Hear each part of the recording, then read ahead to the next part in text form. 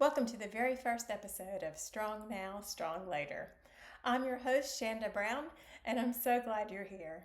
If you know me from social media, you might have seen a video I posted recently on a seated and standing stomp routine for bone density. Those videos ended up reaching over 2 million women. And if there's one thing in the comments that the video proved, it's when women over 50 receive a new DEXA scan and they're told that they have osteopenia or osteoporosis, the absolute first thing their doctor tells them is to be careful. So what happens? Fear sets in, you stop bending, you stop lifting your grandbabies, you stop pushing yourself in the gym because you're terrified of a wrong move. You're scared you're going to fracture your spine or your hip, and you just feel fragile. Well, I'm here to tell you in episode 1 that protection doesn't mean stopping. Protection means smart, progressive loading. Your bones, they're living tissue, and they don't want to be babied. They want a safe reason to adapt. That brings us to the core philosophy of this entire show. We are building you to be strong now so you can be strong later. Today, I'm breaking down what I call the 4-stage bone health ladder, so you can see exactly where you fit right now and how to move up safely, no matter your age or your T-score. The biggest myth in bone health is that strength training is all or nothing. Either you're lifting a heavy barbell or you're doing nothing at all. That's completely wrong. Strength training exists on a continuum. Let's look at 4 different stages. First, we have stage 1. This is a woman dealing with a high fracture risk, joint limitations, or mobility challenges. In this stage, I think of my 73-year-old mom. She uses a walker sometimes, or sometimes she uses a cane. If I put a heavy dumbbell in her hand, that's not brave, that's unsafe. But sitting on the couch and doing nothing is just as dangerous for her independence. For stage 1, we focus on tier 1 movements, seated taps and stomps to send gentle mechanical signals through the lower legs. We'll also do chair sit-to-stands to keep our quads and glutes firing, and seated resistance bands rows to build upper back support. Stage 1 is about preserving joint stability, balance, and the confidence to move. Then we move to stage 2. This is where someone has a severe DEXA score. For example, my 60-year-old client came to me with a negative 3.2 T-score in her spine.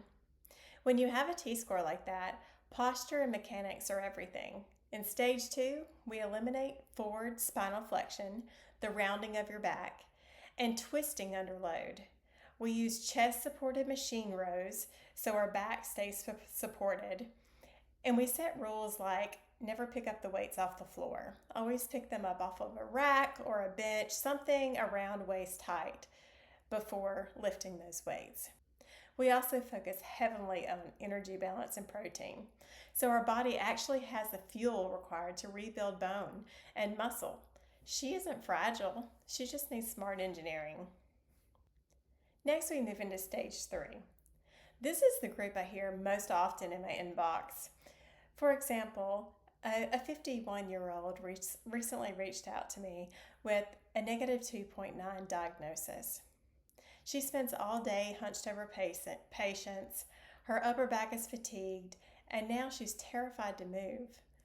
For stage 3, we build confidence. We start with fundamental movement patterns, learning how to hinge at the hips safely, strengthening the upper back extensors to pull the posture out of a slump, and establishing consistent daily protein habits. Stage 3 is about stripping away the initial fear of the diagnosis and teaching you how to trust your body again. Finally, we have stage 4, active osteopenia and long-term prevention. This spans from my 32-year-old clients building their peak bone mass bank account all the way to my 63-year-old lifter who is actively pulling compound deadlifts, barbell squatting, and doing controlled plyometrics. At stage 4, your body has earned the structural capacity for high impact and heavy axle loading. which sends the absolute strongest possible signal to your hips and lumbar spine to stay dense and powerful. Here's what I want you to hear me say today. Above everything else, there's no single age, there's no single T-score where strength training stops working. Your bones are dynamic, they're living organs. They respond and adapt to whatever level of safe stress you give them. If you give them zero stress out of fear, they weaken. If you give them safe, targeted, progressive stress, they adapt. You don't need to jump straight into a barbell on day one, and you don't need to stay stuck doing gentle seated moves forever if your body is capable of doing more. You just need to know what stage you are in today so you can build the strength you need for tomorrow. Because the goal isn't just surviving in your 50s, 60s, 70s, and beyond. The goal is thriving, being capable, resilient, and independent. If you're sitting there now wondering, where do I actually fit in this ladder? And you want a clear plan built specifically to protect your spine and hips, I made something for you. Comment the word blueprint below this video and click the link in the description and head over to my website and download my free bone density blueprint. It lays out these different tiers step by step so you can start moving with total confidence. Thank you so much for tuning in to episode 1 of Strong Now, Strong Later. Don't forget to hit subscribe in Apple, Spotify, or YouTube, and share this with a friend who needs to hear it. And remember, strong now, strong later. I'll see you in the next episode.